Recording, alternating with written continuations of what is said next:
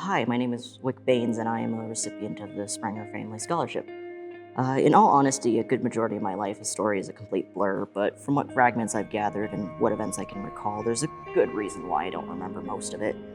Living with disabilities such as autism and ADHD is one thing, debilitating family dysfunction, bringing an onslaught of childhood trauma is another, and yet both of these things were bound together as one in my life. People say life gives out bad hands sometimes, but the only way I can even begin to describe this metaphor would be someone giving you a hand of Uno cards in a poker game where none of the participants playing even know your native language. I had plans to start college the moment I was eligible for running start in 2019, but it was clear that even with proof that it was possible for me to do the work, nobody believed in me.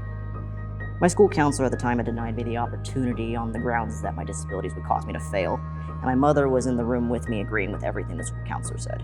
This was mere days after I'd taken the English placement exam and only gotten one question wrong out of the entire thing. High school in and of itself was a nightmare to get through, but I had miraculously managed to graduate on time in 2021. College at the time felt like an impossibility, you could say, with how nobody believed I could handle the workload, along with my mother refusing to help me fill out the FAFSA. After some time bouncing from job to job and living on my own for about a little over a year, but despite that, I had to move back in with my mom, I felt like something needed a change. This was a cycle I needed to break, and after some time, I managed to enroll into college for the 2023-2024 school year at Green River. Though life wasn't going to make this easy.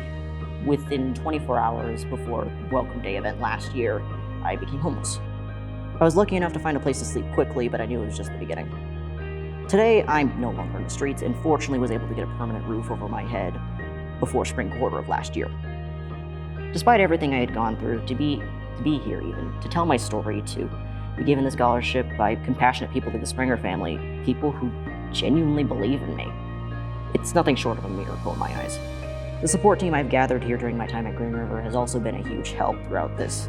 Places in the Student Success Center, like the TRIO office, along with those working in the Benefits Hub and the Disability Support Services office, were and still are absolutely vital supports and resources that have helped me make it this far, to bring me here today. I want to thank people like Devin, my TRIO advisor, for guiding me throughout the process of being in college and getting all this done. I also want to thank Alexandra from BSS for helping me getting my accommodation set up, even if it was last minute. I also want to thank the Sprenger family for believing in me to help lighten the load off my shoulders with their generosity.